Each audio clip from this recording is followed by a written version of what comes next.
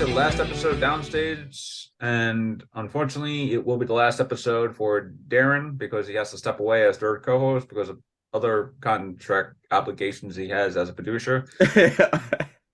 Yes. Yes, It'll be a sad day. it's a bittersweet day, but we all love him as a third Hmm. co-host. But he said he will return, Yeah. but he I wants to wouldn't get miss you better. guys. Oh, okay, thank you. Yeah, He I'll said, I'll return like an Avenger. Yeah, just like put up the Avengers thing. Darren will return. Darren will return sometime in the future. No, but Mhm. It'll be the length it goes between characters returning in the Marvel universe. yes, by the time Phase 6 rolls around, Darren will have returned. I Sounds joke about about that. right. I joke about that, but Darren, honestly, you've been a great Mm. third co-host, and you're kind of like the glue to help essentially the two of us kind of like more streamline things a little bit better. You helped us streamline things, Mhm. and I think without that third co-host that wouldn't that I think this phase of downstage really wouldn't be that much of a phase other than hey, it's just Hayden and I just talking about things happening in the entertainment world and Mhm. our views on it. And here you are, someone who is actually in the industry as not only producer, filmmaker, what have you. You actually have like industry knowledge of like I wouldn't say like the inner workings, but at least in some industry knowledge of like what's actually happening. So Yeah, I do my best to make sure I learn as much as I can about the inner workings of like the stuff that goes on, behind the scenes and behind the scenes is the thing that prepares those scenes, which is all the contractual stuff, all the legal stuff, all the, prep work and stuff like that. So it's more like it's way behind it. It's the office work. yeah. Yeah. But in terms of the episode itself, I have to start talking. Like the first story is kind of like the first story is a very doozy of a story because the movie Violent Night had just come out like early December, which has now also come on video on demand.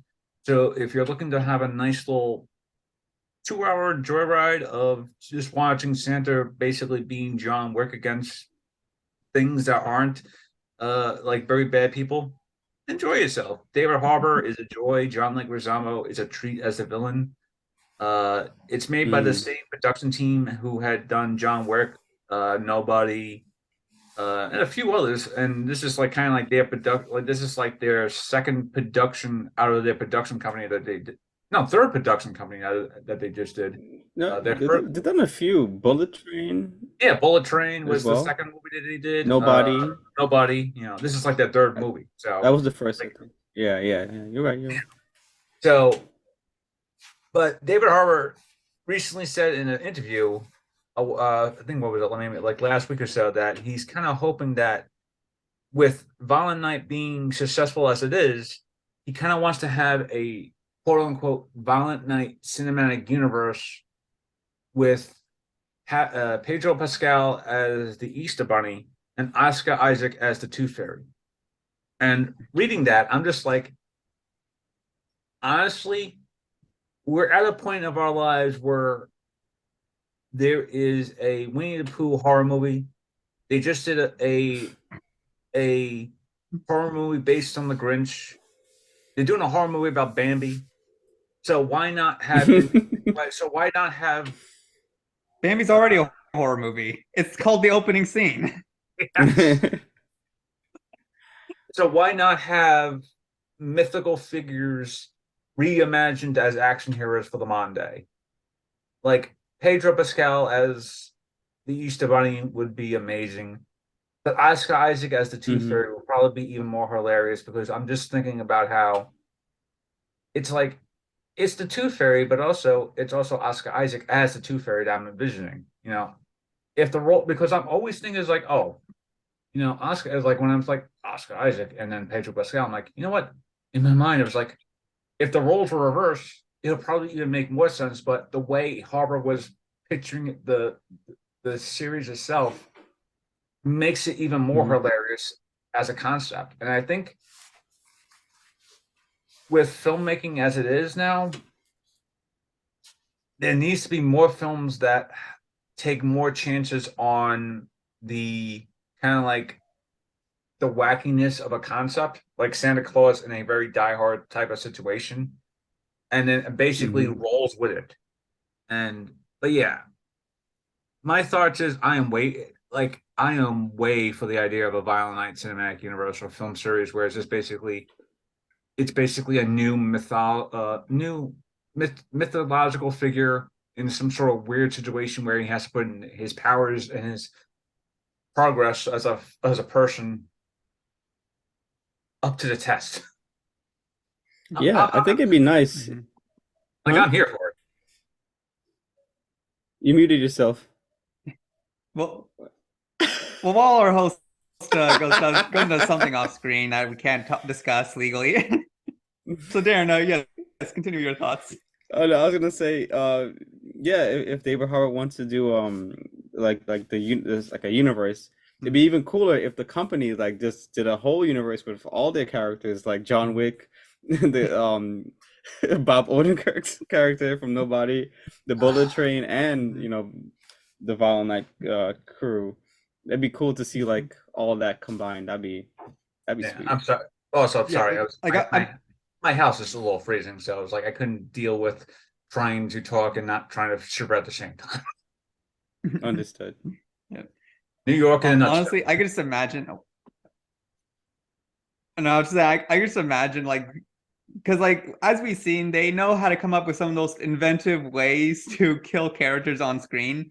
So I'm Yeah. just imagining like for Pedro Pascal's Easter Bunny, it'd be like a Rambo situation where he's like in the forest, you just hear like the hopping noise, and then all of a sudden, like one guy, like before he can turn around, like you see the reveal of Oscar Isaac, no, it's Pedro Pascal Easter Bunny with an Easter egg, like a grenade, and he just like forces it in the mouth of the one guy. And he has like a bandolier and he has all Yeah, the eggs. exactly.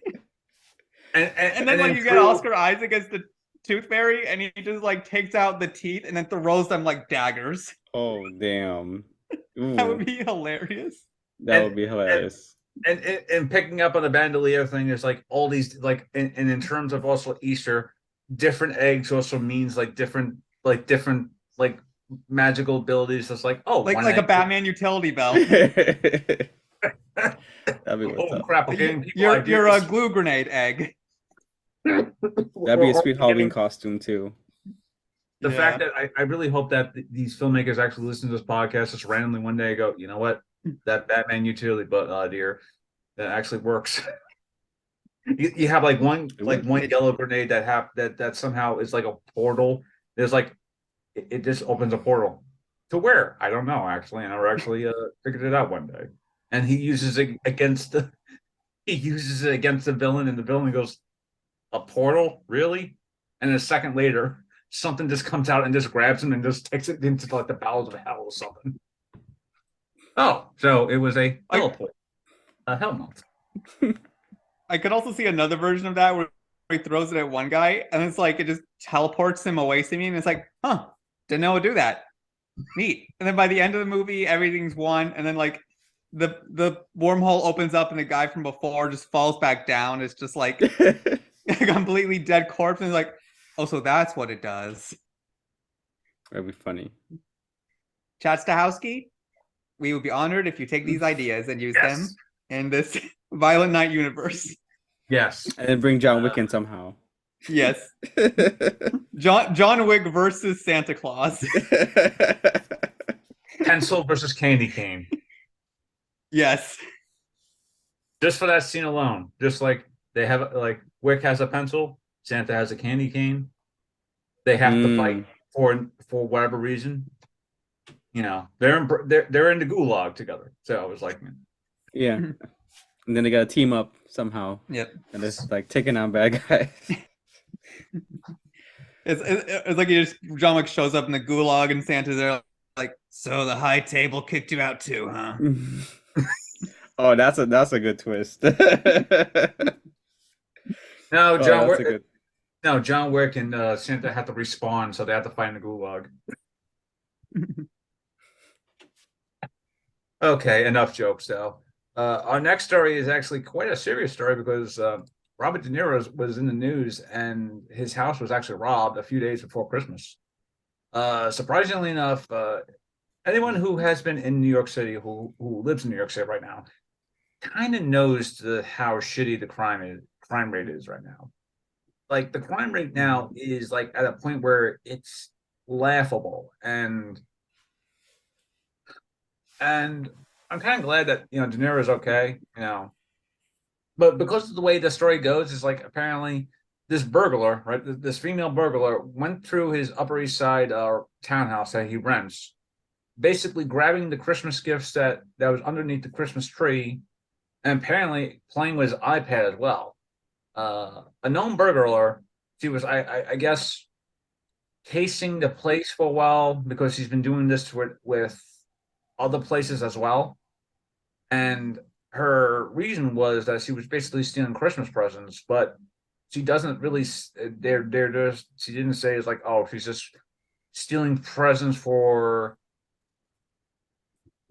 whatever reason. It's like, oh, for a present for like literally whatever reason. But apparently, Poor. yeah, for the poor and whatnot.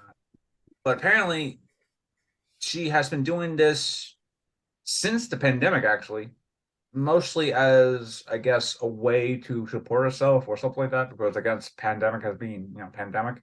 Mm. And Mm. between November 25th and December 8th, she had already been arrested or picked up for 7 burglaries on the Upper East Side alone. So Wow. yeah, Hmm. it's Oh, I kind of have some. I'm not mad at it. I'm I not mean, entirely mad at it. but apparently there is more to the story where it is like at one point as she was trying to steal Mr. De Niro's like gifts and everything, De Niro himself like comes out of his bedroom. It's like 4 o'clock in the morning, hears her, and then they think that's how she got arrested again. But I'm just like kind of imagining because there is a difference. There is a similar story that happened like years ago with Dolph Lundgren, where Dolph Lundgren's wife and I believe his children were being, again, their house got broken into. Uh, the burglars were trying to take stuff, and then one of the burglars, you know, sees a portrait of Dolph Lundgren with his family, the same family that have, put in like, ropes and everything, and immediately just quickly see whose house it was and immediately just run out of that place. So I'm just like, it, it, it's weird because it's just like whenever I hear something like, oh, a celebrity's house being robbed or something like that, it always seems to brings to mind like stupid criminals. And like, I understand, like Robert De Niro, famous actor, Upper East Side, famous place to rob place, right? I mean, famous. Yeah, If you want to rob somewhere on the Upper East Side, you go. yeah. I'm not For saying the you Upper should. East Side, yeah. I'm not saying you should. Okay, No, we're robbing not is wrong. endorsing. No endorsement. Robbing is wrong. Okay, but I understand why someone picked the Upper East Side as a burglary site. But I mean, people should know that if you target an actor, chances are you are going to get arrested without leaving the house, and no matter what actor it is. So Mm. Mhm. Yeah, like like the more high profile the person, the more likelihood and risk you're gonna bring yourself getting caught, and that should just be like common sense. Also, I feel like this lady is kind of like they take like this is I guess now her eighth arrest, and she so like walking into that precinct is like her cheers moment. And it's like, hey, Robin again? Yeah. Okay, yeah, go take your usual seat. Yeah, I mean, she's been around the block. I mean, literally. So, oh, there's the cat. Hey, Sophie. ah, there's Sophie. Yes. And as we're talking about cat burglars, Sophie decides to pop up. Sophie, is there anything you want to admit? She just looks away. Uh-oh. She knows things. But yeah, honestly, Yeah, like so he's like,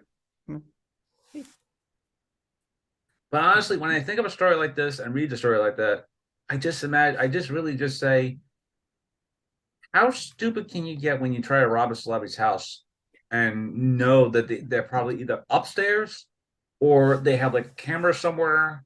Obviously, it's like or even security, like security people. Yeah. apparently security said they were installing new deadbolts and everything. So kind of goes to show you how fast De Niro's security system is at the townhouse. Yeah, and she must have been a good like lock picker or something, Mhm. because that's like, or at least like know how to break in the window or something, crawl Uh, through maybe the I, double I door, think who knows? I think if I remember correctly, the way she got into that place, the townhouse itself, was through the basement. Mm. So Mm-hmm. yeah, but like I said, if you're trying to rob a celebrity, right? One, how are you not so stupid? And two, you're gonna get caught anyway. So Mhm. I know Eventually, yeah. that sounded And also mean. it's def That sounded mean, and also it's but man, it's just how people are stupid these days. mhm. Yeah. and It's not the smartest thing to do. yeah, and it's also a good thing that no one got hurt or anything Oh too. yeah, Yeah, I think that's why I'm not as mad as it, because I'm like, I Mhm. don't think she's out to hurt anyone. Yeah, because yeah, But sometimes situations could easily escalate. So it's like, oh yeah, thank yeah, God that didn't happen and no one got hurt. It's just yeah. yeah. exactly. But yeah, those two quick stories, kind of like very quick, easy. Kind of like one's kind of very entertaining. The other one's kind of like very almost like stupid criminals type of things. But I'm just glad, like you said, Mhm. glad that no one got hurt. But on to the more important matters, box office of this week's box office, aka the holiday box office. Uh, Mhm. Avatar: The Way of the Water, surprisingly, still number one in the box office. It has grossed over 200. Surprisingly. Yeah, surprisingly. It grossed over $63 million over the weekend with a total of domestic total of 26 1 over 21 yeah, over 20 $261 million, like over that gross. And this is the second week alone. Hmm. But compare that to how it was originally predicted, how by the time it's Christmas week, it would be like, oh, over $500 million and whatnot at the box office. So I'm like, come on. Like, I think, Hmm. Hmm. and I think the last time we were talking about this was, I think a month ago, actually, how Darren, you said that it obviously wouldn't be making that Avatar money or Endgame money as we call it now, where it's just like Hmm. Avatar 2 has definitely has been struggling a bit, not only because of domestically. Apparently, internationally, it's doing fairly better than domestically. Like Mhm. internationally, It's it's doing doing way way better better. domestically. I mean, internationally. Oh Yeah, yeah. like if that's the reason why Avatar 3 happens, and obviously it has to happen because Cameron said that It's already I, filmed. it's already filmed, but he said that Avatar 4 and 5 won't happen unless Avatar 2 and 3 do good. So I mean, he Cameron, already spent the money. Might as well release it. yeah, He already spent the studio's money. Yeah. So yeah. but yeah, But yeah, it's doing good. It's like over 800 million globally right now, and that's almost a billion. I guess you can say that fairly.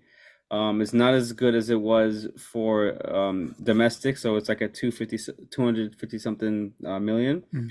And I guess maybe through the weather might have caused it to go down a bit, but Mhm. I guess moving forward, we'll have to see within the next couple of weeks. I mean, I think it's still doing good. I'm not surprised it's number one still. It's especially after the reviews come out, you kind of like that entices audiences more, especially when they hear it's like about family and you rave about the visual effects. It kind of feels like its own like little theme ride or theme park ride that you can kind of go to and just experience it at a higher quality, especially in IMAX and 3D and that stuff, which I did see it in both.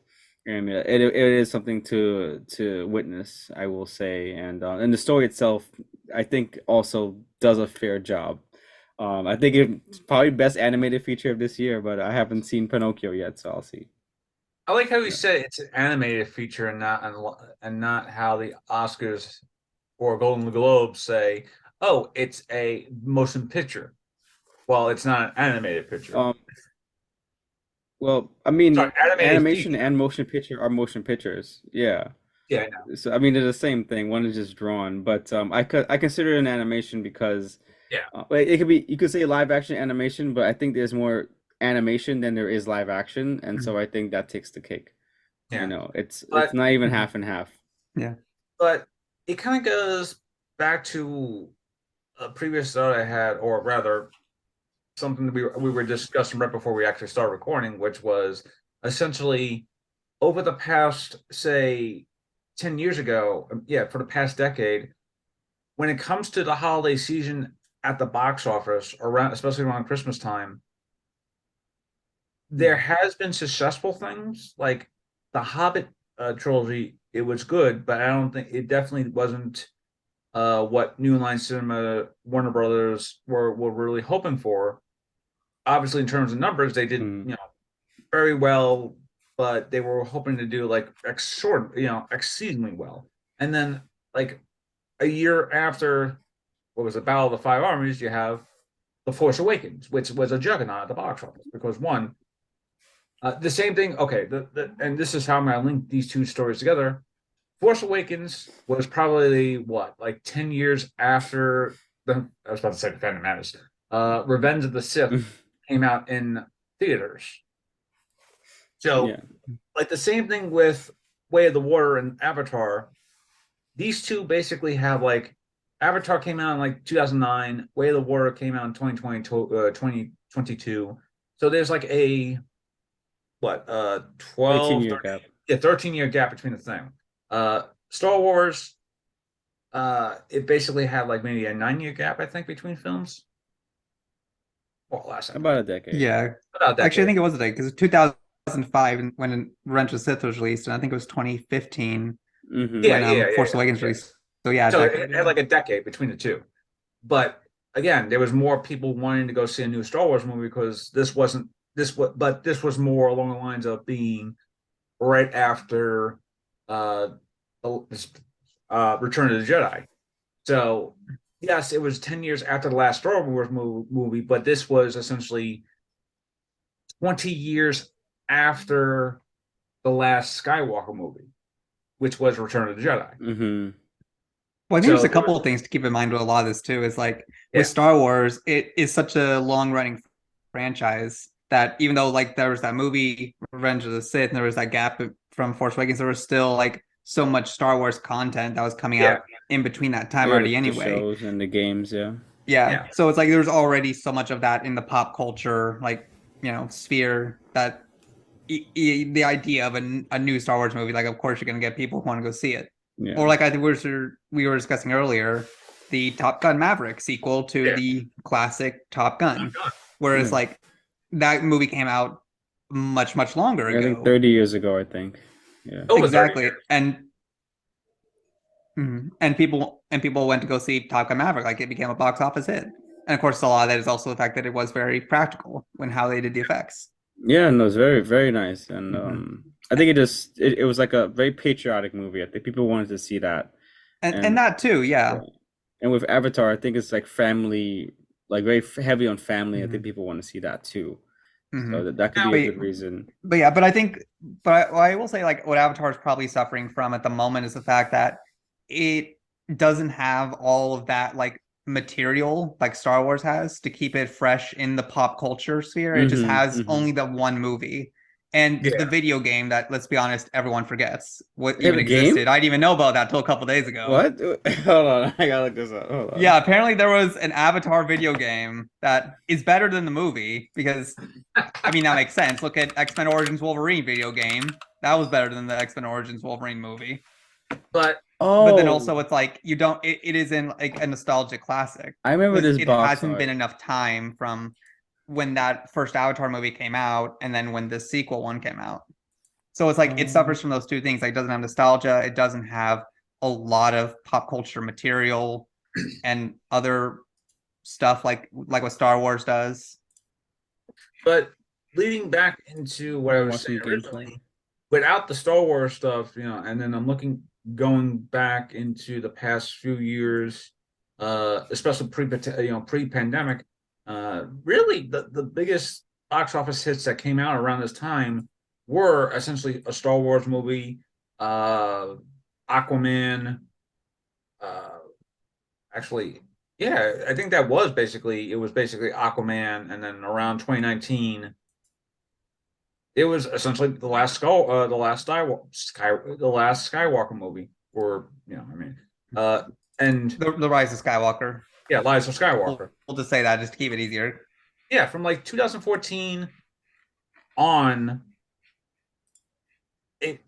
I mean, from 2015 to at least 2019, it definitely had a strong Star Wars fantastic feel because if it wasn't like a Star Wars film, it definitely was like a comic film or some sort of action film around the holidays. Mm-hmm. But then the Yeah, like pandemic, it was always going to be a big budget film. yeah, but then the pandemic hit, and that's kind of like I think that I've been noticing, like especially since Christmas 2000, Christmas, especially since 2020, a lot more people have been leaning towards video on demand, uh, Mm-hmm. premium video on demand. I think that's what it's called, and like Wonder Woman 1984 did not do greatly as much as DC wanted. I mean, well, Disney Warner Bros. Wanted because again, they decided to release that movie at the height of the pandemic, especially since that Well, let's winter. be honest. Even if that movie was released in non-pandemic times, it was not going to do as well as they would have liked anyway. Because Yeah, sorry, just was not good. yeah, and Oh, then this game last year, looks fun. and then last year with everyone kind of like returning back to the movies, especially in theaters, filmmaking wise, you know, Marvel's Spider-Man No Way Home like exceeded box office, like obviously, Mm-hmm. I think it but hit. I think it hit 1 billion, didn't it? Yeah, that almost. I think two. I gotta double check. yeah, by the time it hit Christmas Day, it was close to 1 billion. Mm. But but the last movie that Warner's did for last year, The Matrix Resolutions, wrong movie. Too many re's. Yeah, Resurrections. It obviously had the same Hmm. fault as Wonder Woman, whereas it definitely bombed miserably because not only that was it being released on HBO Max, at the same time being released on into theaters,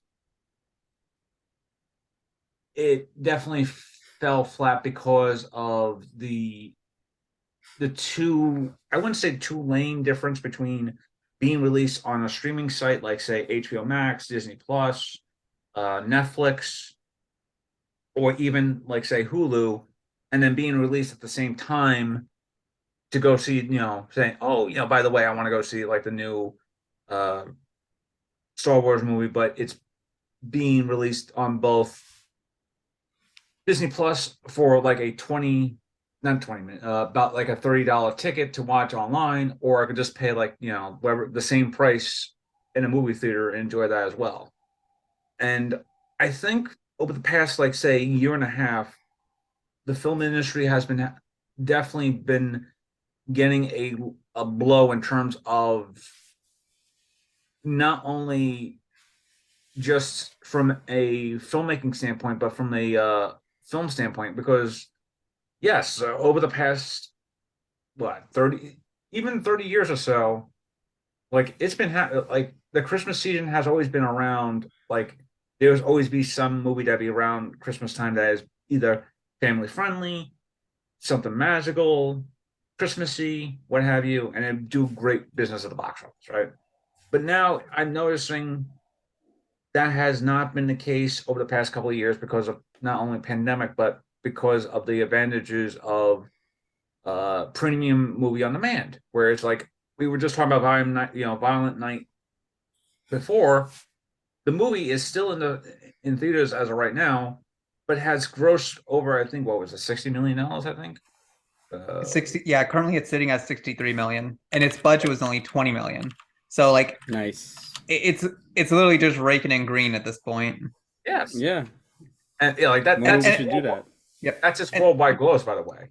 And Violent mhm. Night, like literally, just came on video on demand or premium on demand, whatever it's called, right before Christmas Eve as a way to like kind of like treat people who want to go see the movie, but obviously because of the weather and all that stuff, and the fact that people are always traveling around the holidays, you know, and with our with Avatar being in theaters as well, it's like it's a lot more harder to go and see a movie like that and then enjoy yourself. Which leads me to another discussion about why this holiday season was a little hard on the movie season is because of the weather. Um, I think we just discussed this before, maybe even before we start recording. But this past weekend, this past Christmas weekend, was probably one of the coldest weather reported on hand as it was. It was like in the negative teens in some areas, especially with the wind gust.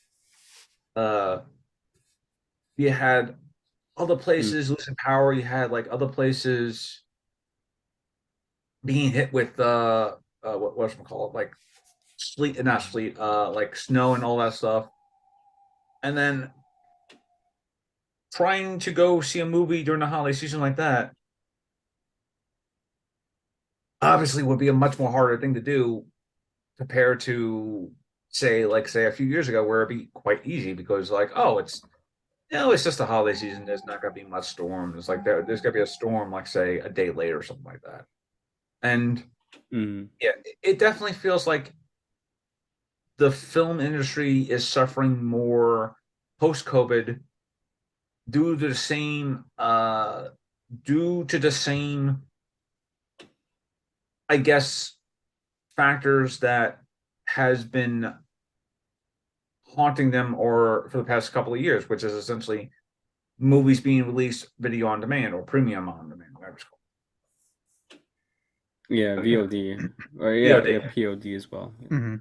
Well, POD. also, I feel like there's an argument made for like there for some of these movies too. Is like you can tell there's like way too many cooks in the kitchen when you're trying to make Yeah. this Mhm. movie, and you can see it suffering in the process of like Uh, like I'm trying to make a movie and then which particular movie are we talking about? Like with the cooks in the kitchen, which particular, I or just any? I would say like well to go for this like same day release stuff with HBO Max, like I would say I feel like there had to be a lot of that for like um that Mortal Kombat movie. Because like Uh, I feel like there was potential there, but then clearly someone was like, no, no, no, let's actually do this. And it where it's like you just take like your like literally the most slow and boring second act you could possibly get, where nothing really happens and stuff kind of happens, but you don't care, you don't feel invested. so, Like it grips you in the first part, and then yeah. you're like, oh, okay, now you kind of lost me. And then we get all the big action stuff, which is Mortal Kombat. And it's like they're Mhm. trying to do a story, but it's like you're not engaging. You're not as engaging as you think you're being with it. Oh, wait. Are you saying that that the movie would have, I guess, done better had it just been in theaters and not streaming? I Well, think so. not just that. I feel like that's probably part of it, yeah. But like I feel like Mhm. also it's like there is an overproducing kind of thing where it feels like Mhm. you can tell there's like I feel like there's two different stories going on here where it's like they Yeah. want to tell one story here where you actually get what Mortal Kombat is, and then you get the story that no one actually is invested in, but we're forcing it as the main story. Yeah. Yeah. Like that opening where you get like Scorpion versus Sub Zero, and it's like this Yeah. long-standing rivalry. That feels great. Yeah. That like you got me, okay. And then we see him in the present day, and it's like, okay, yeah, it's awesome. The effects look great. And then we cut to the most boring second act where nothing happens, and it's like someone clearly fought for this to be the main story focus when it's like there were clearly ways around this so it wasn't as boring and you could Yeah. still keep us engaged. Yeah, But I picking up. theorize. Uh-huh. But Oh, yeah, sorry. anyway, that's a side tangent for another day. Of course, yeah, yeah, that's true. Uh, because I think and this is what you were actually saying before, and picking up on is that I think with the advantage of I wouldn't say simultaneous releases on both premium on demand or just being released in theaters, there's still a fatigue in terms of box office as it was because people do go to movies, yes, but it hasn't really hit the biggest numbers for a while because of pandemics and whatnot. Pandemic is still around, yes. People are still getting sick from COVID and other, assorted COVID related variants and whatnot. And then you have other illnesses running around as well, the flu, RBS, I think it's called. And then on top of that, to pick it up on your too many cooks in the kitchen, I think it's also the fact that whenever you're releasing a movie around the Christmas time, all these other studios want to release their big hit too. Looking back on this Mhm. weekend, you had Way of the Water, which just came out, right? Universal DreamWorks, I think, just released Puss in Boots, the second movie in the Oh, in the Shrek spin-off franchise of Puss in Boots. yeah. That did marginally better than Babylon, which was Paramount Pictures' essentially all-star cast of what the golden age of Hollywood was. And Also, the let's put it irony this of way. like a big budget Hollywood movie making a movie about Hollywood. Yeah, Yes. it's Oscar bait. Hmm. Damien Chazelle, he just makes Oscar movies Yeah, apparently. and I think that's So all. I And mean, I think that's the problem too, because it'll go right into our next story in a couple of seconds. But the past 10 years or so has been geared more towards Oscar baiting movies compared to just saying, hey, let's just have a nice little Christmas movie or some sort of holiday movie that comes out around the holidays and have people, not think about, oh, what's going to be the next, Oscar winning movie that's coming out. And it has to come out right about now because otherwise, the next month or so, Oscars have been and all that stuff. And mhm. it's weird because like Violent Night has a great theme about Santa being just so disillusioned with Christmas that he's questioning himself about why he's still doing this on Christmas when everyone around him has like a change as a very bitter person.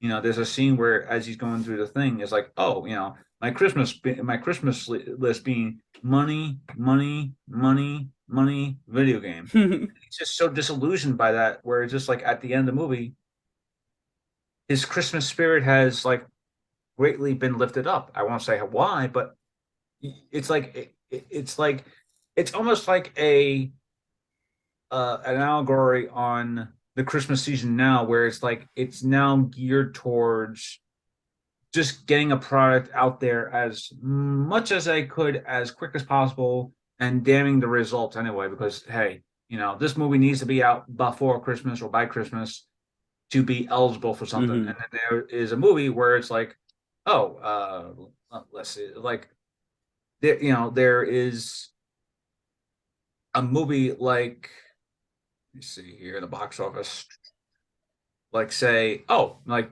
It's a Wonderful Life, like literally the 75th anniversary of that movie, like literally just came out, and that has already grossed like over $1 million and over a 2 week Yeah, I run. did good. Yeah, and Wow. because it's like a fandom Yeah, event thing. Like if there is more, I think. Mhm. no, yeah, go ahead.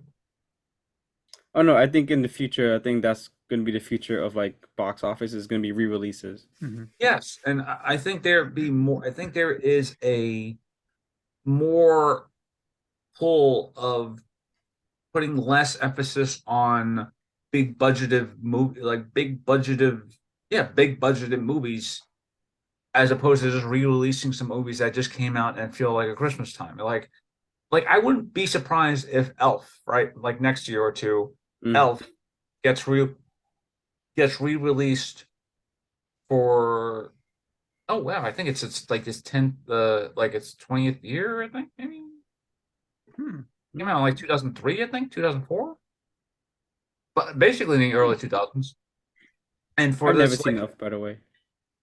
I mean, it's fine, but it's like people are like, oh, it's a holiday classic, and then watch and it's like, yes, it's a holiday classic, but it's not like the holiday classics, I think. And I think that's what, to me, Christmas time, especially when it comes to movies, should be about watching a new holiday Christmas classic rather than just seeing, oh, let's just see what big budgeted movie comes out now and you know, like be more engrossed with what's more popular right now as opposed to what could be considered a new classic. Like Violent Night can be considered a a holiday classic in probably the next few years. Not saying in the same vein as say It's a Wonderful Life, but in a very cult classic type of way. From one tangent to another tangent, I'm sorry. uh, but leading into Babylon and its spectacular failure at the box office, uh, it's already, no, not surprisingly, got nominations to both the Golden Globes and also being considered to be part of the Oscar shortlist. So, and this is what we were Did you just anyone see it? no. Although my I haven't friend who seen it worked, either. although my friend who works at the movie theater said it isn't getting many people to watch the movie because apparently, again, a lot more people are interested in seeing Avatar than a movie about Hollywood in the golden age of Hollywood, about movie stars and stuff like that too. Hmm. And yeah, so the Golden Globes as of right now, it's it's definitely going to be a like I honestly feel like it's going to be a battle for film wise next year for the Oscars. I mean, for Best Actor between Brendan Fraser and Colin Farrell for Best Actor alone. Because like from my what I'm hearing Hmm. about Colin Farrell and the Banshees of Irelandish, I know it's a very hard word because it's like it's supposed to be like Ireland, but it's Ireland in or Ireland Inish. Inisherin? Yeah, Inishian. Inisherin? And the funny thing is, it's actually based off of it's not even a real island, so it's basically a fake island within Ireland. So, but that's Martin Mm. McDonagh in a nutshell. He's able to do something like that, make you Oh, I do believe want in to a see real, Tar. yeah. Uh, Tar is in what is it? Yeah, but coming in for drama. So it's like you got like the usual suspects, but especially for film. But then it'd be like, let's see, best director, right? You have Cameron, you have Daniels who direct. You have the Daniels duo of who directed Everything Everywhere All at Once. You have Baz Luhrmann. You have Michael. I'm saying Michael. Martin McDonagh for Banshees, and then you have Steven Spielberg, and yet you don't see someone like the guy who directed Top Gun, who the name is escaping me. I think he also directed one of the previous Mission Impossible movies as well. Um, Wait, hold on. I gotta say something. but Can I say something real quick? Mhm. Okay, okay, I'm scrolling through on the official Golden Globes website to see the yeah, nominees and everything. And some of them just look like these are like the worst headshots I've ever seen. They look like high school headshots for some of these actors.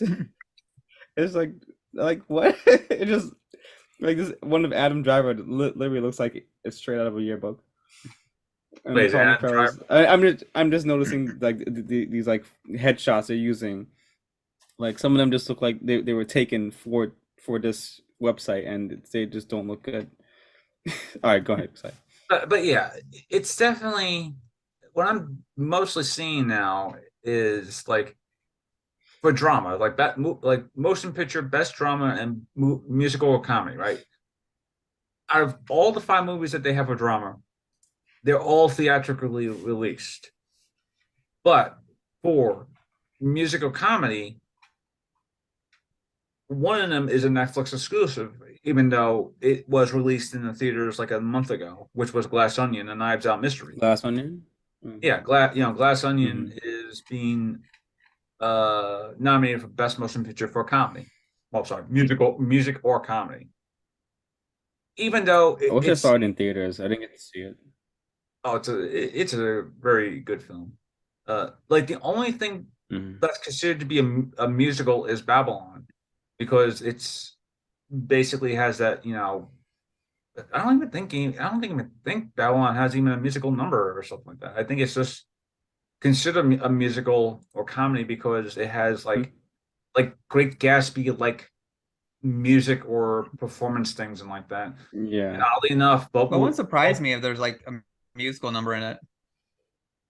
so yeah, I mean, and Because the way the movie looks, I feel like I feel like there's gotta be some kind of musical moment in this. The way I've seen this movie in the trailers, I'm like, there has to be. Yeah. The way they're doing some of these shots, I feel like these are cuts from that like musical moment. Yeah. I just Like when Margot Robbie's in, I guess, bar or whatever. I mean, Like something about it just feels like that has to be like the start of her character going this big musical number. mm. okay, there is Even a the poster character. alone. There is a character that, according to the plot summary, does get a musical, like something that is like something that is like he gets a musical, a chance to be in a musical because he has a trumpet player. I guess because of that one scene alone or one plot line alone, hey, it's considered to be a musical. Uh, but at this point, I'm like, I think the Golden Globes should just switch the category into just like best drama or best comedy, and just switch out just the musical as well, because there hasn't been that many musicals that has been out for the past few years.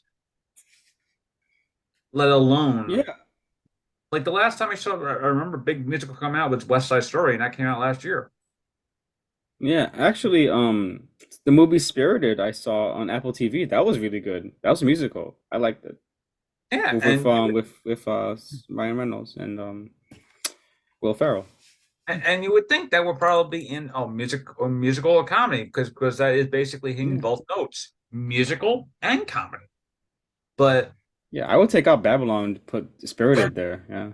honestly, who wouldn't take out Babylon? And again, uh, and with Avatar: Way of the Water, it's like take out Avatar: Way of the Water, because again, that movie literally just came out before the Golden Globes were even announced. I mean, before the movie was Yeah. even released, and it's like it's being put against something like Elvis, The Fablemans, Tar, Top Gun: Maverick. It's like out of all the movies that just came out this year alone, like say the Batman or something like okay, I'm always thinking, I'm always using the safe option, which is Batman. I know there's other movies, Brian. I mean, the Batman was good. Like it recently, I think, like also with AMC theaters, it got recognized as like an artist in film. I think that's what it was with AMC theaters, and it's like that doesn't happen often, especially with a superhero movie. Hmm. But people were actually wondering, is like why Avatar: The Way of the Water would be considered and not say something like uh Wakanda Forever being considered for best drama, because I would actually honestly put Wakanda Forever in place of Avatar, because it actually has much more of a deeper story compared to, say, Avatar. But I guess because James Cameron is, Jim Cameron and always so famous and whatnot, and put like his heart and soul into the movie, and the movie has been in development since 2012, and people have been wondering about this movie. It's like, oh, like But I would yeah, definitely, you also have to. yeah, it was like some of these like choices and everything. It's like it really does feel weird, because for a film standpoint, it does feel like they're playing favorites, and it does go into the favorites, and it does really feel like it goes into favoritism in the TV side of the Golden Globes, because remember, Golden Globes focuses not only on the film industry but also the TV industry as well. And as of right now, you have like best drama, Better Call Saul, The I thought that Crown, was animes. House of Dragon, Ozark, Severance. And then for comedy, you have Abbott Elementary, The Bear, Hacks, Only Murders in the Building, Wednesday. First off, I love Oh, Wednesday as a show. Like I love Wednesday as a show, but you could easily put Barry in there. Or what else came out as a comedy? Actually, telling you the truth, I really haven't really much watched much television outside of some of my regular shows, so you could tell you about that. I But need to finish Better Call Saul. Oh my Yeah, God. you definitely do, man. Like it's Oh yeah, we talked about that. yeah, Oh, that final season is it's, amazing. It's I'm the I'm best. I'm only in the first three episodes. okay, Man. Oh, jeez. Hmm? surprisingly enough, Andor is actually nominated for Best Actor in a Performance in a Drama, which is Diego Luna as obviously Andor. So Hmm. I'm surprised. What's his name? Um, the the guy who recruits him. uh, Stellan Skarsgård, Yeah, Stellan yeah, Skarsgård. Skarsgård. So yeah, I wouldn't be like he's not even Yeah, because nominated that for speech like he gives in like that 10th episode is it's an amazingly written speech. because it goes right into I think he'll be considered a supporting actor too. And I'm looking at and this is the same thing I was talking to before again before recording is that a lot of this things that I've noticed, especially for the television side, is being more geared towards uh what is it Apple TV Plus, HBO Max, Hulu, and well, I'll just say Hulu because there's a lot of like FX on Hulu products that are like FX on Hulu, but that's basically Hulu again. Uh, yeah, basically Apple TV like yeah. The only thing I've noticed is that out of all the like for best actor in a performance, right, for drama, right, you have Jeff Bridges as an old man, Kevin Costner, Yellowstone, Diego Luna for Andor, Bob Odenkirk for Better Call Saul, Adam Scott for Severance for Severance, which is on Apple TV Plus. Reading up on that, there are two shows on streaming sites, and the other three shows are on regular networks, regular television networks. And then you have on actor side, you have Emma Darcy for House of Dragon, Laura Linney for Ozark. Uh, in mid, oh crap! But it's a tough name to say, but she's kind of like well known for playing who's it called the mean lady in the Harry Potter Umbridge. Okay, she's well Hmm. known for playing Umbridge, and she's played Queen Elizabeth on The Crown.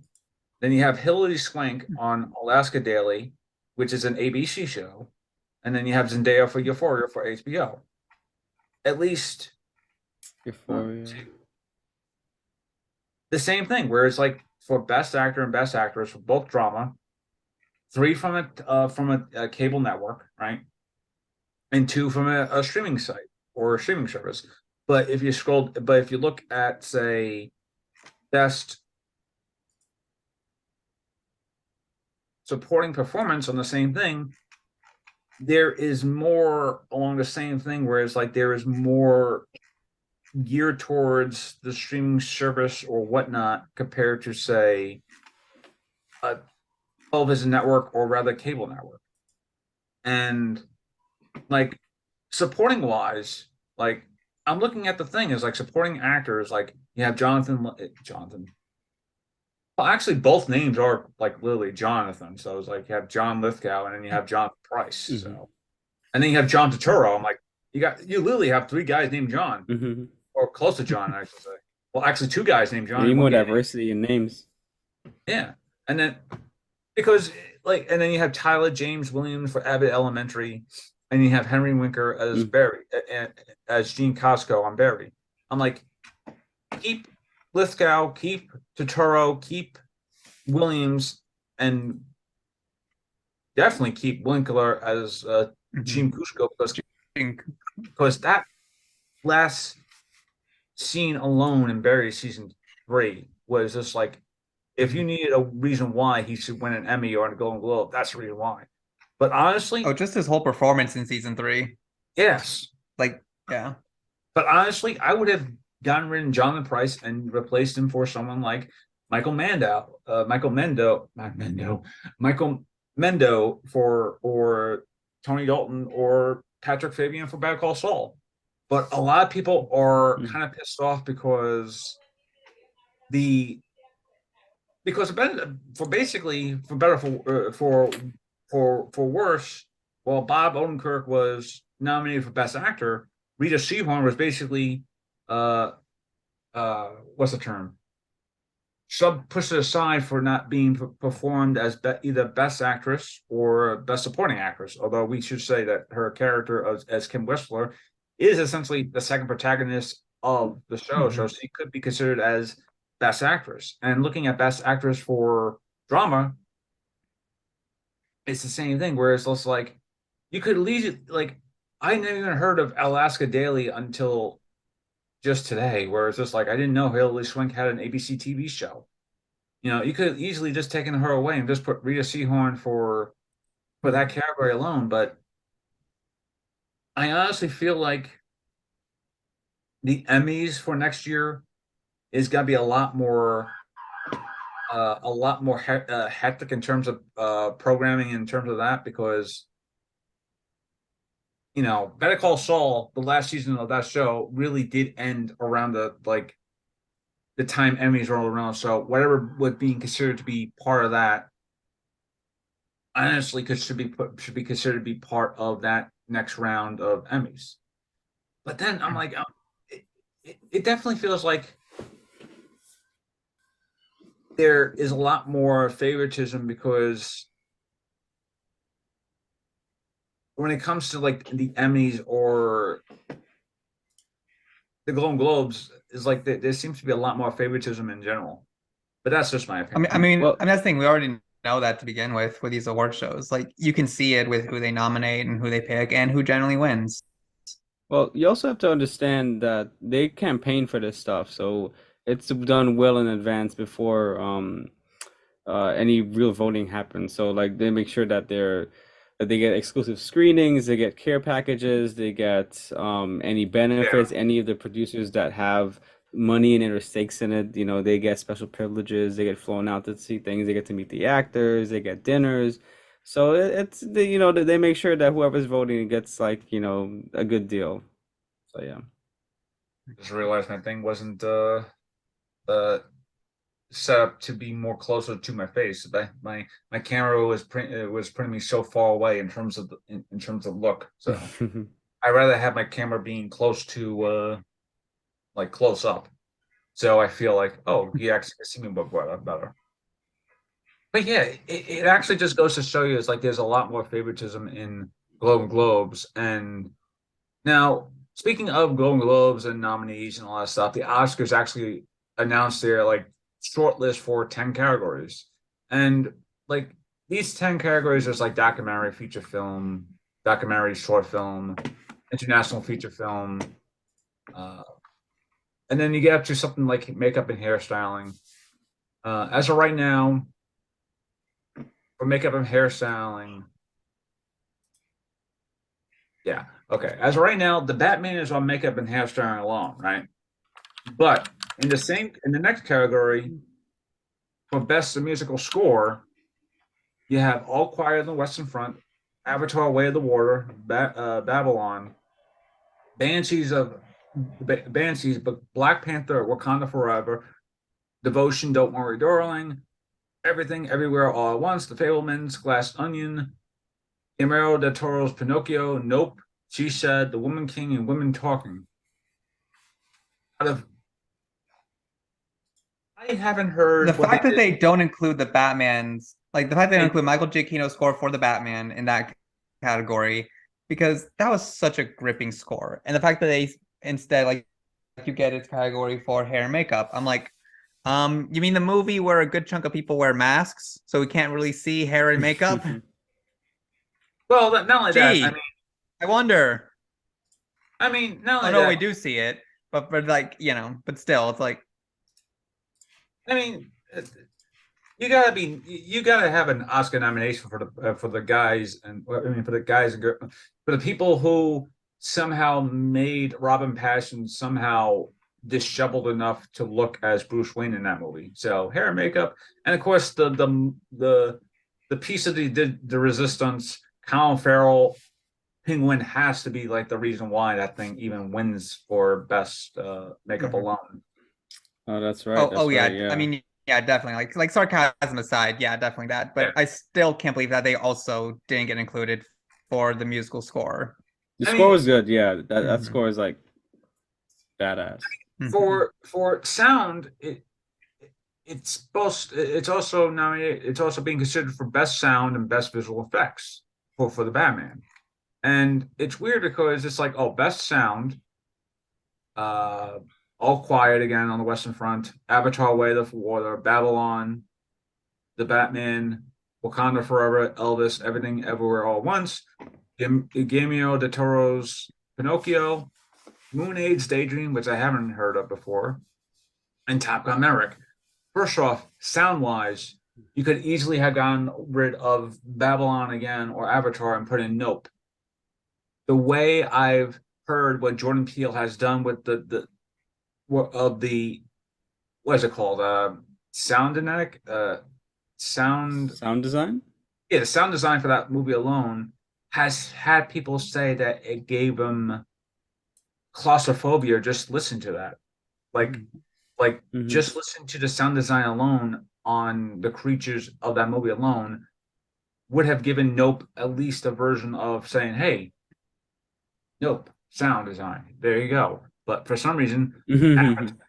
but for some reason, Avatar, Babylon, uh, like Wakanda Forever, I can understand, but like you could easily replace something that hasn't been released yet, and for get people to realize is like, oh, and there we go for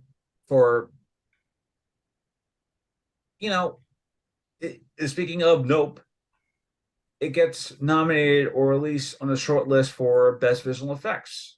And on that note, you get like All Quiet on the Western Front, Way of the Water, The Batman, Wakanda Forever, Multiverse of Madness, The Secrets of Dumbledore, which I forgot literally just came out this year. That movie just like Oh, literally just came and Jesus. went. That movie just literally Yeah, came because and went nobody without cared. remembering. It was like, oh yeah, by Mhm. the way, that movie just came out. I'm like, it did? Mm-hmm. Like, Yeah, like literally we were all like Frodo when that movie came out. I was like, yeah, keep your secrets. We don't care. Yeah.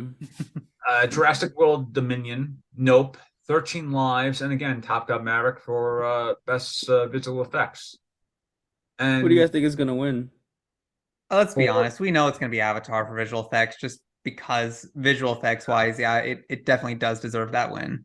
Mm. yeah, Mm-hmm. Mm-hmm. but yeah, like I was saying before, sound design, Hmm. you could easily just swap out a couple of movies and probably put it in Nope as well because people have like saw people like said people legitimately said listening to those sound designs in that movie gave them legitimate claustrophobia and triggered a lot of their like anxieties of watching it because it was the way how uh the sound design was in that movie. And but seeing how it's on the visual effects, it's like, oh, it should be better if it's on the visual effects. But sound design and visual effects are like hand in hand on the same category. Because if you're watching a movie that has great visual effects, it wouldn't be as much great visual effects without a great sound design behind it, you know. But what do I Okay, I know? can agree with that. Yeah. I But mean, what an argument against that too is like look at the Batman. There's a lot of sound design going into that where it isn't just simply visual editing, it is literally just the sounds yeah. alone Mm-hmm. that you're like every like you just yeah. Anyway, yeah. Like the first scene when he's walking into the crime scene. Hmm. Like there's a lot of sound design happening, like with the walking, with the breathing, with the people and the extras. Yeah, Yeah. it's very, and then the score kind of like swells in the background. Yeah. Yeah, it's Hmm. like that. Like that opening scene alone where he's going to beat the crap out of these like uh whatever the hell they're called in the movie, like these punk face goons that have like clown makeup on, and they're not really Joker type goons, but they have like black and white makeup and all that. But I remember being in the theater, Dolby Digital. I think it was like it was like one of those Regal. I think it was a Regal theater. So they have really good theaters, and or maybe an AMC theater. I forgot which one, but it was one of the Midtown theaters that. And I remember being in that movie theater and then hearing those thumps, just like where is this guy? And we know he's coming from the shadows, but you don't know which shadow he's coming from. And as he got closer, it's like I could legitimately feel a little terrified, just like just hearing that thing. And then you have like say the Riddler when he breathes or when he talks through that like voice thing. Like out of all the movies And then when you have that creepy score accompanying all of that, what the Riddler's doing. Yeah. And out of all that, you obviously can't even somehow include that for like a sound design thing or even for best original score, where it's just like people obviously like, I mean,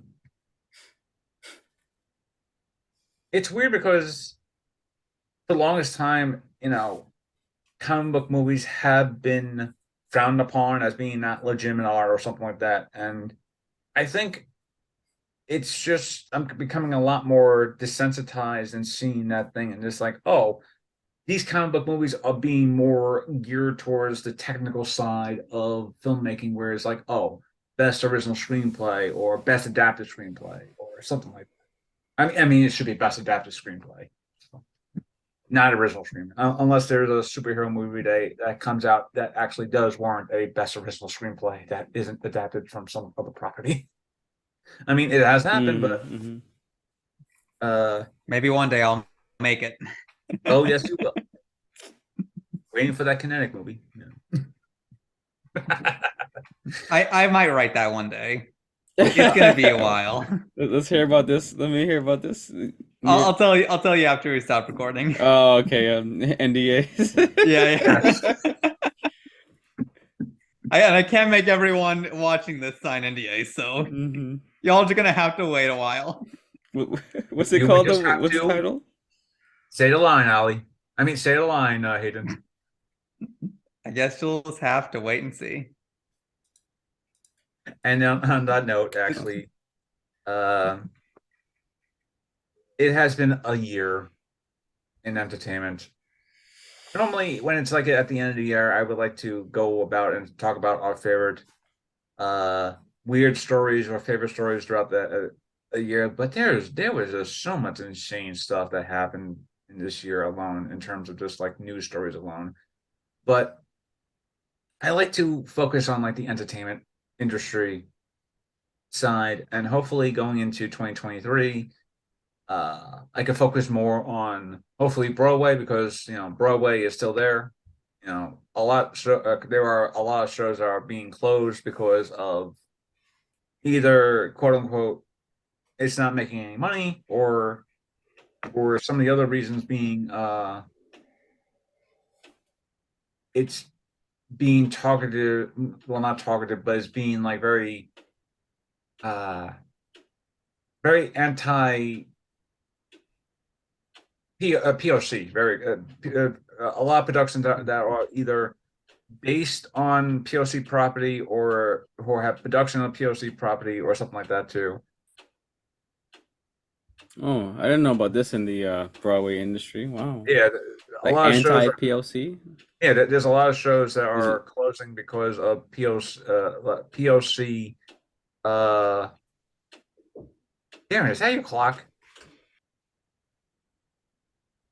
Okay, I was about to say that clock actually sounded good in the background, almost like it's like a reminder, Brian, to wrap this up. Sorry, no, it's yes. like what's So yeah, but honestly, I would like to talk about more about Broadway going into 2023. Of course, entertainment stuff, the occasional, obviously occasional comic book news.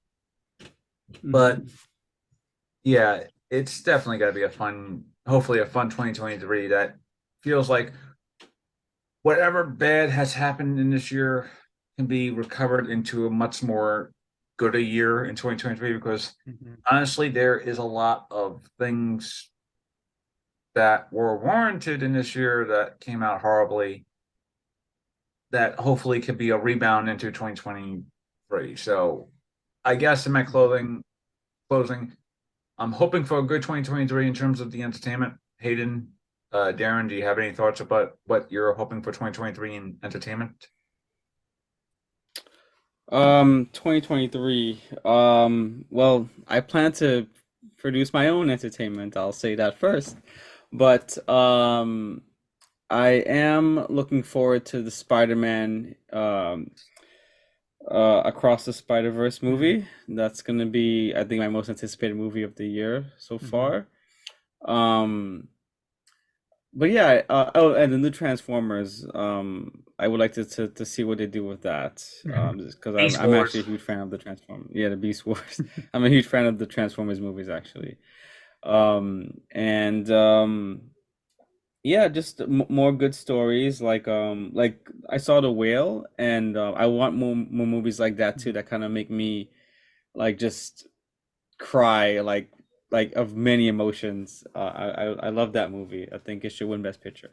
Like more movies like that, and more movies like Everything Everywhere All at Once as well, because that one that was my most anticipated movie of last year, of this year, and I'm glad to see it. Like even though it came out in what, April? No, Yeah, before like that, like March, March. April. So Yeah, Yeah, like it was and an now early it's like one.